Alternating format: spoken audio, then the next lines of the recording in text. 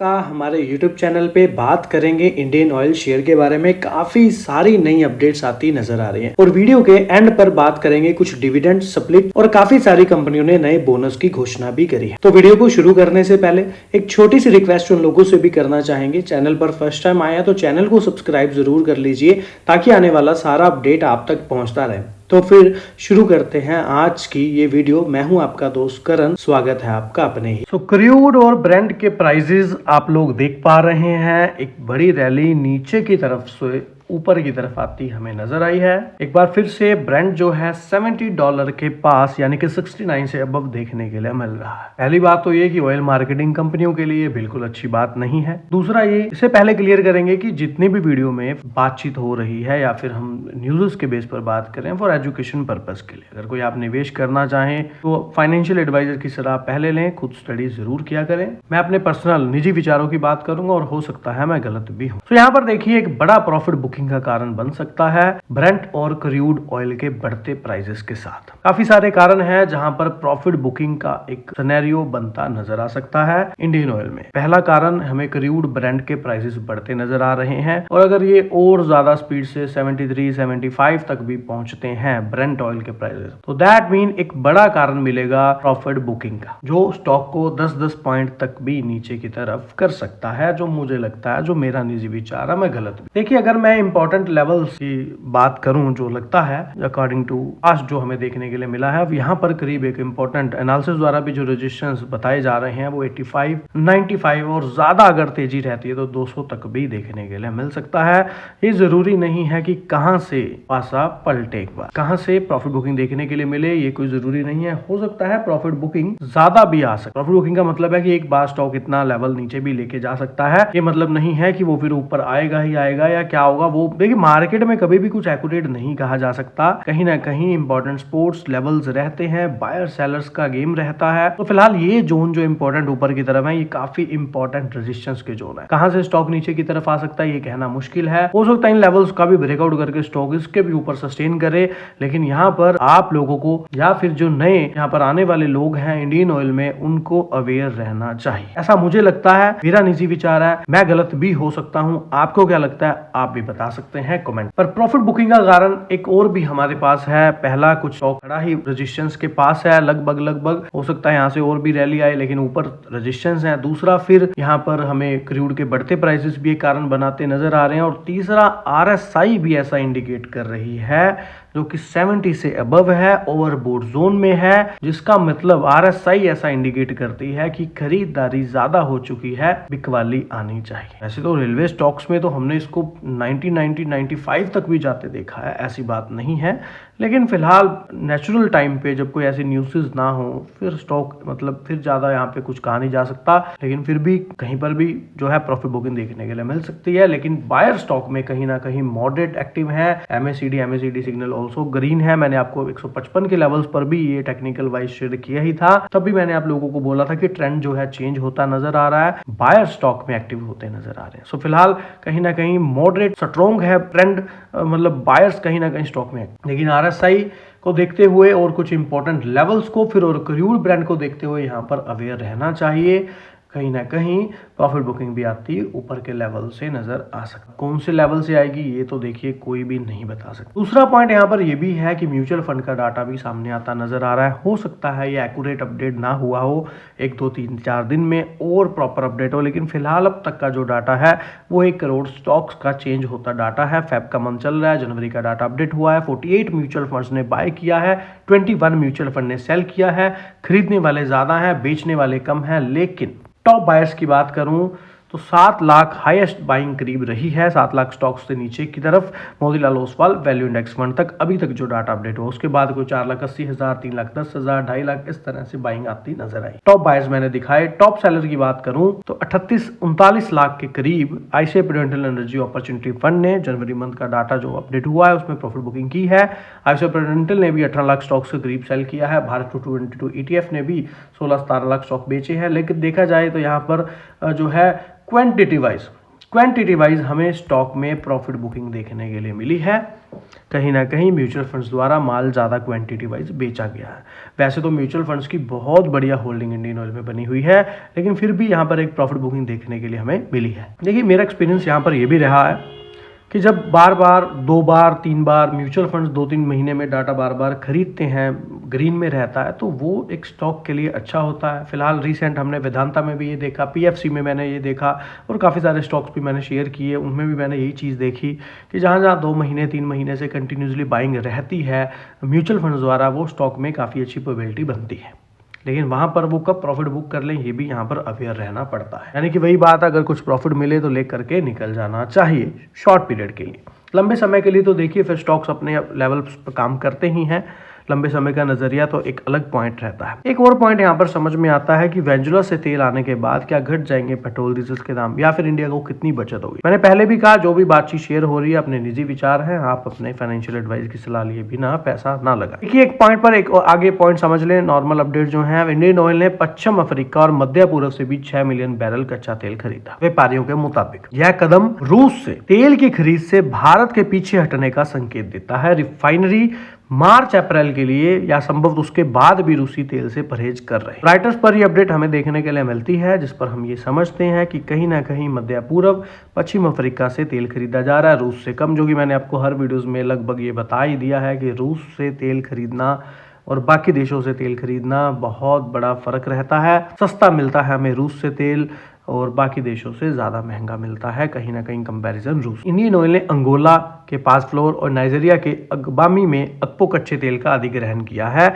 यानी कि वहां से कच्चा तेल खरीदा गया है, और उन्होंने नाइजीरिया के बोनी लाइट और यूएई के अपर जाकुर कच्चे तेल को भी खरीदा है। वैसे तो इंडिया के पास 41 देश हैं तेल खरीदने के लिए, लेकिन सबसे सस्ता कच्चा तेल रूस से डलता है, और फिर यहाँ पर हर जो अलग अलग देशों से जो तेल निकाला जाता है, कोई तेल की मतलब क्वालिटी भी रहती है, कोई तेल ज़्यादा हैवी बनता है, कोई तेल सही रहता है। सो इसमें काफ़ी सारी चीज़ें होती हैं। वैसे तो अब इन ऊपर वाले सारे देशों में हमें नहीं पता कि मतलब कच्चा तेल किस तरह का मिलता है, किस तरह की क्वालिटी है, वो तो फिलहाल कंपनी तक ही सीमित रहेगी बात शायद। लेकिन आगे समझा जाए तो जो चलते फिलहाल प्रयास हैं, वो एशियाई देश ने रूसी तेल से दूरी बनाए रखी है। सो इस तरह का कुछ हमें व्यापार समझौते के बाद जो अमेरिका का हुआ है भारत के साथ, ये हमें देखने के लिए चीज़ें मिल रही हैं। नो डाउट कुछ संसद में ये भी कहा जा रहा है कि हम जहाँ से सस्ता तेल मिलेगा वहाँ से खरीदेंगे। सो हो सकता है रूस से भी कोई अपडेट आती नजर आए, लेकिन फिलहाल अपडेट्स फिलहाल यही हैं कि जो रूसी कच्चे तेल हैं उसके प्रस्तावों को स्वीकार नहीं कर रहे हैं। रिफाइनिंग जो व्यापार सूत्र हैं उनके अनुसार भविष्य में भी इसी तरह के सौदों से दूर रहने की संभावना बन सकती है। देखिए, अब 2 चीजें बहुत इंपॉर्टेंट हैं। अगर कच्चा तेल दूसरे देशों से खरीदा जा रहा है तो कहीं ना कहीं शिपिंग कॉस्ट बढ़ेगी। हो सकता है तेल की क्वालिटी क्या रहती है, चलिए वो भी एक अलग बात है, उसको तो छोड़ दीजिए, मान लीजिए छोड़ देते हैं। तो आगे आता है कच्चे तेल के दाम। अगर कच्चे तेल के दाम $75 तक या इससे भी अब निकल जाते हैं, स्पीड से बढ़ते हैं, तो ये ऑयल मार्केटिंग कंपनियों के लिए बिल्कुल अच्छी बात नहीं होगी। कंपनियों के प्रॉफिट में एक बड़ा इफेक्ट देखने के लिए मिल सकता है। रीजन बिहाइंड दैट, अब आज मान लीजिए 1 लीटर के पेट्रोल डीजल के पीछे कंपनी को ₹5 का फायदा होता है, मान लीजिए फॉर एग्जांपल, और उसके बाद अगर कच्चे तेल के दाम बढ़ते हैं तो वही फायदा क्या रह जाएगा, ₹2, ₹2.5। तो इस तरह का सिनेरियो जो है फर्क डलता है। बाकी वेनेजुएला से भी कहा जा रहा है राइटर्स के अकॉर्डिंग कि 2 व्यापारियों सूत्रों के हवाले से पता चला है कि डिलीवरी अप्रैल के दूसरे तिमाही में होगी, और यहाँ पर 2 मिलियन बैरल तेल खरीदा गया है, जहाँ पे एचपीसीएल लगभग 5 लाख और इंडियन ऑयल लगभग 1.5 मिलियन बैरल ले जाए। इस तरह की अपडेट्स जो हैं देखने के लिए मिल रही हैं। वेनेजुएला से जो तेल खरीदा गया है वो तो वैसे ही महंगा पड़ता है कंपैरिजन रूस से, क्योंकि यहाँ पर शिपिंग कॉस्ट भी बढ़ती है, और फिर इसकी जो क्वालिटी हमें तक जहाँ तक हमें अपडेट्स के माध्यम से पता है, जो पिछली वीडियोस में हमने पढ़ा है, वेनेजुएला का तेल तो हैवी सोर का होता है, हैवी क्वालिटी का होता है, जिससे वैसे तो भारत की रिफाइनरियों में सक्षम है प्रोसेस करने का, लेकिन कहीं ना कहीं कुछ चीज़ें महंगी पड़ती हैं। वैसे कच्चे तेल की कीमतें बढ़ क्यों रही हैं? कहा जा रहा है इस साल करीब 10% से ज़्यादा बढ़ा है। जियोपॉलिटिक्स तत्वानों का समर्थन मिला है। ईरान ने न्यूक्लियर प्रोग्राम पर डील करने के लिए यूएस का हालिया कोशिश भी शामिल है, लेकिन शुरुआती बातचीत अच्छी रही है। ट्रेडर्स को भी चिंता है कि अगर कोई समझौता नहीं हुआ तो यूएस तेहरान पर हमला कर सकता है, जिसे ओपेक प्लस मेंबर हैं, जहाँ जो बड़े देश तेल निकालते हैं, है ना, तो मेंबर से तेल का फ्लो खतरे में पड़ सकता है और ईरान बदले की कार्रवाई कर सकता है। दैट्स वाई थोड़ा सा ये सिनेरियो बना हुआ है, यानी कि अगर कोई समझौता नहीं होता तो इस तरह की कुछ मिली जुली अपडेट्स आती नजर आ रही हैं। बाकी मैंने आपको काफ़ी कुछ क्लियर कर ही दिया। जैसे कि मैंने पहले भी कहा, नए सब्सक्राइबर हैं तो पूरा वीडियो देख सकते हैं, डीप एनालिसिस किया हुआ है। पुराने हैं तो पहले 5 मिनट का वीडियो आपके लिए है। बोनस डिविडेंड सप्लीट शेयर अगर कोई नजर में रहते हैं तो वीडियो के एंड पर डिस्कस किए जाते हैं। बातचीत हुई है फॉर एजुकेशन पर्पस है, मेरा निजी विचार है, मैं गलत भी हो सकता हूं। आप कोई निवेश करें तो फाइनेंशियल एडवाइस की सलाह पहले लें, बड़ी बात को स्टडी जरूर किया करें। तीसरी तिमाही के नतीजों के बाद मोतीलाल ओसवाल ने इंडियन ऑयल के शेयरों को न्यूट्रल रेटिंग दी। इंडियन ऑयल ने तीसरी तिमाही के नतीजों पर ब्रोकरेज फर्मों की प्रतिक्रिया, जैसे कि कल की वीडियो में अलग से एक वीडियो बना करके आपको रिजल्ट्स के बारे में मैंने बताया। सिटी की बात कर लें तो 190 रुपए के लक्ष्य मूल्य के साथ खरीदारी की सलाह बरकरार रखी है। परिकर्षण में जो जबरदस्त बढ़त या फिर इन लाइन मार्केटिंग देखने के लिए मिली है और केंद्रीय बजट ने भी इनके जो विचार की पुष्टि की है, उत्पाद शुल्क में वृद्धि की आशंकाएं को अतिरिक्त थी। ऑल ओवर इनके साथ इन्होंने बाइंग की रेटिंग 190 के टारगेट के लिए दे दी है, जो कि एक अच्छी बात है। दूसरा पॉइंट यहां पर समझेंगे, मजबूत रिफाइनिंग मार्जिन के चलते इंडियन ऑयल का तीसरी तिमाही का मुनाफा 322% बढ़कर 12,126 करोड़। कल हमने मोटा मोटा समझने की कोशिश की थी, आज थोड़ा सा डीप पॉइंट पर बात करें, मेन इंपॉर्टेंट पॉइंट्स पर शॉर्ट समय में। तो तीसरी तिमाही का जो एक स्नैपशॉट देखने के लिए मिल रहा है, एक अच्छा रिवेन्यू यहां पर आता नजर आया है, एक अच्छा प्रॉफिट जनरेट हुआ है, पिछले वर्ष की तुलना में 322% की वृद्धि हुई है। पीबीटी की बात कर लें यानी कि कर पूर्व लाभ में भी पिछले वर्ष की तुलना में 361% की वृद्धि हुई है। अर्निंग पर शेयर में भी काफी अच्छी ग्रोथ देखने के लिए मिली। अगर टोटल 9 महीनों की बात कर लें, जो कि क्वार्टर 3 के रिजल्ट आप लोगों ने देखे हैं, क्वार्टर 1, 2, 3 के, तो यहाँ पर एक अच्छा रिवेन्यू बना है और प्रॉफिट में भी ईयर ऑन ईयर 340% की वृद्धि हुई है। बीटी में भी 371% की वृद्धि हुई है। प्रति ईयर शेयर की बात करें तो बेसिक एंड डाइल्यूटेड देखने का मिल रहा है। तो कहने का मतलब मेन पॉइंट यही है कि रिफाइनिंग मार्जिन में महत्वपूर्ण सुधार था। और इसके साथ एक पॉइंट को और समझ लें, क्या यहाँ पर मेन कारक जो है, यहाँ पर क्या मैट्रिक्स प्रचालन समझने के लिए मिले हैं, वो है जीआरएम। जीआरएम ऑयल मार्केटिंग कंपनियों के लिए बहुत इंपॉर्टेंट रहता है। जीआरएम क्या है अगर आपको नहीं पता तो एग्जैक्टली अगली वीडियो में आपके साथ सबसे पहले पॉइंट पर वही बात करें। तो शकल शोधन मार्जिन की बात करें तो यहाँ पर अप्रैल दिसंबर 2025 के औसत जीआरएम $8.41 प्रति बैरल रहा, जो पिछले वर्ष की इसी अवधि के $3.69 प्रति बैरल से काफी अधिक है। और कोर वर्तमान मूल्य जीआरएम इससे भी अधिक देखने के लिए मिला, जो कि $9.86 प्रति बैरल। देखिए, हो सकता है कुछ पॉइंट्स आपको समझ में ना आए, लेकिन जो पुराने सब्सक्राइबर हैं वो काफी समय से वीडियो देख रहे हैं, दैट्स व्हाई उनको यहाँ पर क्लैरिटी मिलेगी। तो हो सकता है एक आध पॉइंट ना समझ आए, तो वो मैं भी कोशिश करता हूँ वो अगली वीडियो में धीरे धीरे पॉइंट्स को डिस्कस करता ही रहता हूँ। 9 महीनों के दौरान भी घरेलू उत्पाद की बिक्री 73.84 मिलियन मीट्रिक टन रही। रिफाइनिंग की उत्पादन क्षमता 55.72 मिलियन मीट्रिक टन रही, जबकि पाइपलाइन की उत्पादन क्षमता 77.90 मिलियन मीट्रिक टन। यहाँ पर आपको एक पॉइंट क्लैरिटी मिली होगी कि यहाँ पर एक अच्छा बिक्री देखने के लिए मिली है। रिफाइनिंग की उत्पादन क्षमता में भी काफी अच्छी मीट्रिक टन देखने के लिए मिली है। कंपनी, ये पॉइंट हमारे लिए काफी इंपॉर्टेंट है, कंपनी ने तीसरी माही में 2414 करोड़ की राशि को सरकारी पूंजी के तहत एलपीजी के पीछे कंपनियों को लॉस हुआ था, ऑयल मार्केटिंग कंपनियों पर सिलेंडर के पीछे काफी लॉस हुआ था और वो जो अमाउंट टोटल बन के काफी बड़े घाटे में निकली थी, लेकिन वहां पर गवर्नमेंट ने वो मुआवजा अप्रूव किया, जिसको 12 महीनों की किस्तों में भुगतान की बात कही, जो कि भुगतान नवंबर 2025 से शुरू हुआ। तो 14,486 करोड़ का भुगतान भी यहाँ पर इंडियन ऑयल को मिलता नजर आएगा या फिर वो शुरू हो चुका। तो ये एक अच्छा पॉइंट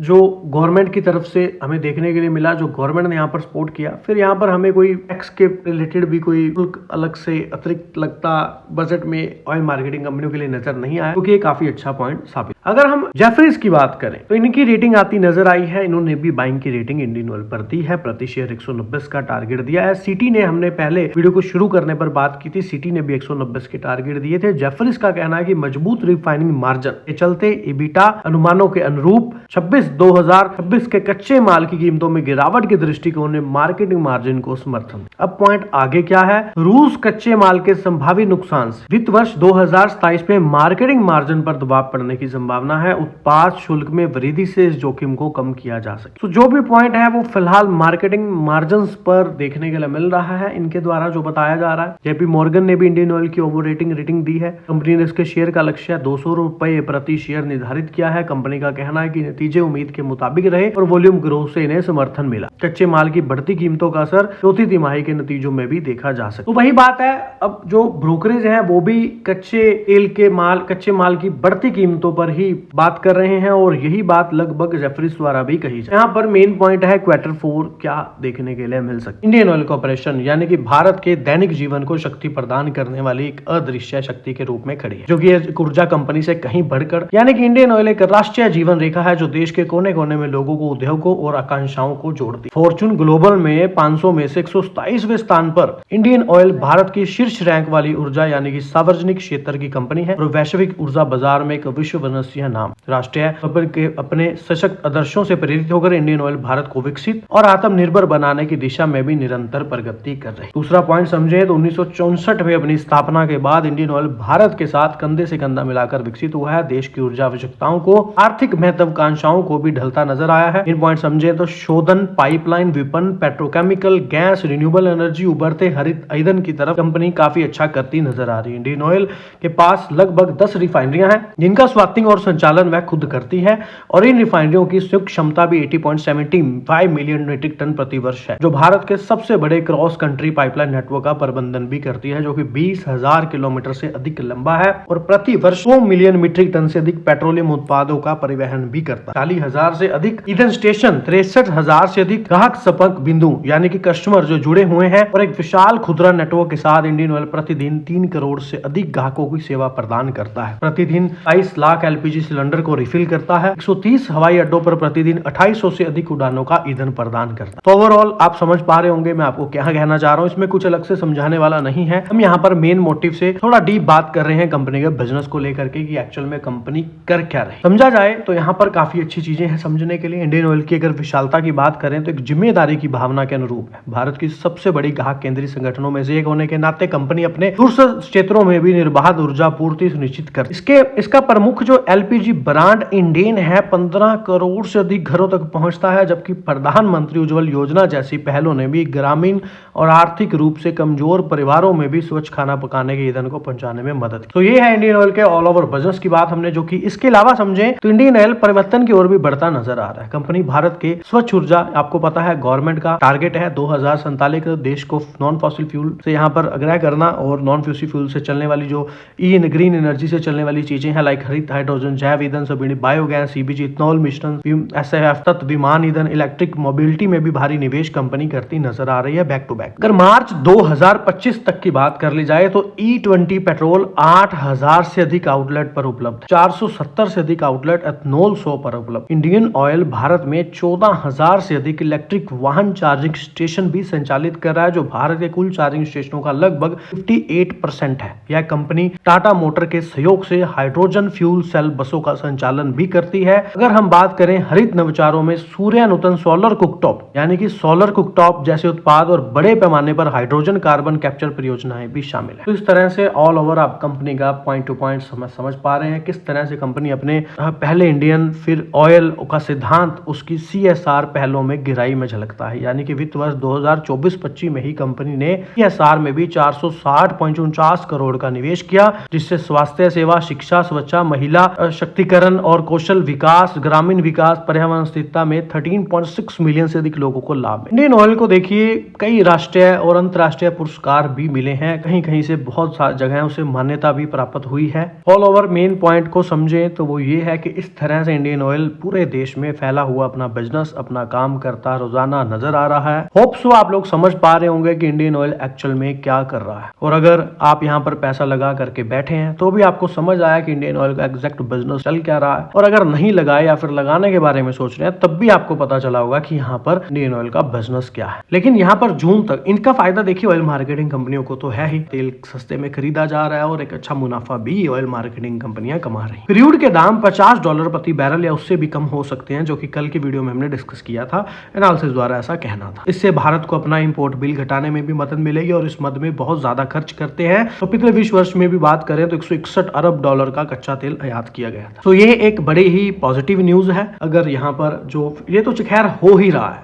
कि कच्चा तेल के दाम कम है, तो ये तो खैर होती न्यूज है जो कि एक अच्छी ही है। देखिए इंडियन ऑयल की बात करें तो इंडियन ऑयल में काफी सारी चीजें नहीं है, काफी सारे प्रोजेक्ट्स कंपनी के चलते नजर आ रहे हैं, काफी सारे प्रोजेक्ट्स यहाँ पर अपकमिंग प्रोजेक्ट्स हैं और कुछ प्रोजेक्ट्स यहाँ पर शुरू भी होते हुए नजर आए। इंडियन ऑयल की बात करें तो एक बड़ी निवेश की योजना है आगामी परियोजनाओं के लिए। अगर 5 साल की बात करें अगले, तो 1.66 ट्रिलियन का निवेश किया जाएगा। इन परियोजनाओं का मुख्य उद्देश्य है शोधन और पाइपलाइन में अपना मुख्य व्यवसाय का विस्तार करना है। जो कंपनी के सीईओ ने, कंपनी ने यहाँ पर जो अपनी परियोजनाओं के लिए अगले 5 वर्ष का एक निवेश का बयान दिया है, या फिर यहाँ पर सीईओ के द्वारा बयान दिया गया था। तो अगर समझा जाए तो यहाँ पर जो इन्वेस्टमेंट्स हैं, यहाँ पर मुख्य उद्देश्य यही बनता है कि पाइपलाइन, जो पाइपलाइनों में मुख्य व्यवसाय का विस्तार करना है, साथ में पेट्रोकेमिकल, प्राकृतिक गैस, हरित ऊर्जा में महत्वपूर्ण विविधता लाना है, ताकि 2040 तक शुद्ध शून्य प्रचालन उत्सर्जन का लक्ष्य प्राप्त किया जा सके, यानी कि नॉन फॉसिल फ्यूल खत्म किया जा सके और रिन्यूएबल एनर्जी लाइक यहाँ पर ग्रीन एनर्जी की तरफ कदम को बढ़ाया जाए। अगर हम बात करें कंटिन्यूसली कंपनी का यहाँ पर क्या मुख्य व्यवसाय या विस्तार या रिफाइनिंग या क्या सिनेरियो है, तो आईओसी की जो योजना है वो 2028 तक, तो इसकी कुल कच्चे तेल की शोधन की क्षमता है वो 80.75 मिलियन मीट्रिक टन प्रति वर्ष से बढ़ाकर 98.4 मिलियन मीट्रिक टन प्रति वर्ष करने। अगर हम पानीपत रिफाइनरी की बात करें तो 25 मिलियन मीट्रिक टन प्रति वर्ष तक विस्तार कार्य प्रगति पर है,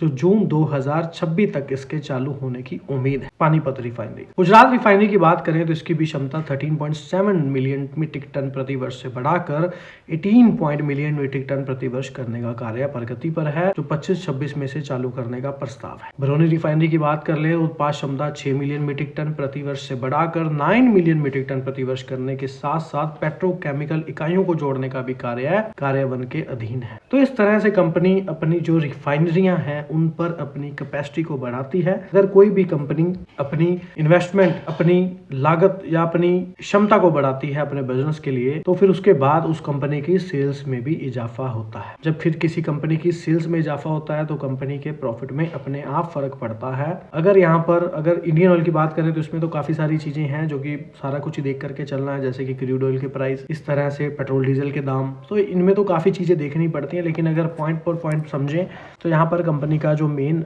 है, जैसे कि हमने कल कर्ज के लिए बात की थी, कंपनी के ऊपर कितना कर्ज है, उसके अलावा समझें तो पाइपलाइन अवसंरचना यानी कि इंफ्रास्ट्रक्चर की बात करें तो चल रही 21 परियोजनाओं के माध्यम से नेटवर्क को 22,000 किलोमीटर से अधिक तक विस्तारित किया जाए। इसके अलावा भी समझें तो कच्चा तेल पाइपलाइन लगभग 9,000 करोड़ रुपए की लागत से एक नई 17.5 मिलियन मीट्रिक टन प्रति वर्ष पाइपलाइन का निर्माण किया जा रहा है, ताकि बढ़ती मांग को पूरा किया जा सके। पानीपत परियोजनाओं में सिलीगुड़ी से नेपाल के झापा तक एक नई उत्पाद पाइपलाइन और एक विस्तार शामिल है, यानी कि एक इंटरनेशनल अंतरराष्ट्रीय पाइपलाइन की बात की जा रही है। इंडियन ऑयल का लक्ष्य 2030 तक अपनी पेट्रोकेमिकल क्षमता को 3 गुना करना है, जिसमें विशेष रसायनों पर ध्यान केंद्रित किया जाए। इसके अलावा भी समझे तो पारादीप रिफाइनरी कॉम्प्लेक्स पे भी 61,077 करोड़ रुपए से अधिक के निवेश और धोरी फीड क्रैकर इकाई के लिए 13,840 करोड़ रुपए वाली एक बड़ी परियोजना का उद्देश्य है पेट्रोकेमिकल उत्पाद करना और आयात को कम करना। इस तरह से 2026 अप्रैल तक 76 के पूरा होने की उम्मीद है। कंपनी ऊर्जा मिश्रण में भी प्राकृतिक गैस की हिस्सेदारी बढ़ाने के लिए सरकार के लक्ष्य का सपोर्ट करती है। पाइपलाइन सिटी डिस्ट्रीब्यूशन नेटवर्क जैसी इंफ्रास्ट्रक्चर विकसित कर रही है। एनोर एलएनजी टर्मिनल विस्तार यानी कि 5 मिलियन मीट्रिक टन से बढ़ाकर 10 मिलियन मीट्रिक टन कर। तो हो सकता है आधी चीजें आपको पता हो, आधी चीजें आपको अब पता चल रही हो, और काफी सारे वर्ड भी ऐसे हैं जो यहाँ पर प्रॉपर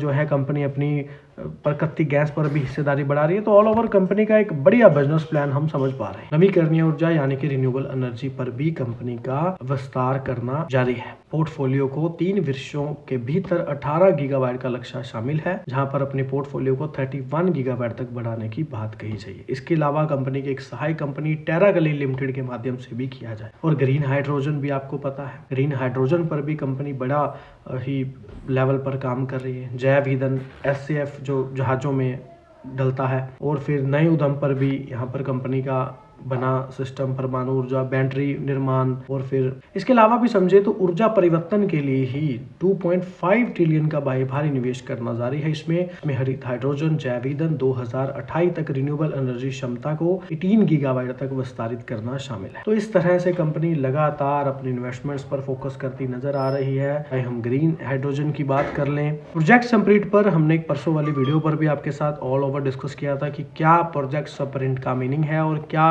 यहाँ पर सिस्टम बनाए जा रहे हैं। सो बात कर लेते हैं बोनस इशू का स्पष्टीकरण। यानी कि पास 10 शेयर हैं तो अक्सीटा कॉटन आपको एक और शेयर देगी, जानिएगा। तो Axita Cotton bonus share record date की बात करें तो सूचित किया गया है कि कंपनी ने 13 फरवरी 2026 यानी कि फ्राइडे की डेट को रिकॉर्ड तिथि निर्धारित। कंपनी के बोनस इक्विटी शेयरों का निगमन आवंटन के पात्र शेयर धारकों को निर्धारित किया जाएगा, यानी कि 1.10 के अनुपात में होगा। अर्थात रिकॉर्ड तिथि पर प्रत्येक 10 मौजूदा इक्विटी शेयरों के लिए एक बोनस इक्विटी शेयर जारी किया जाएगा जो शेयर धारकों की स्वीकृति के अधीन है।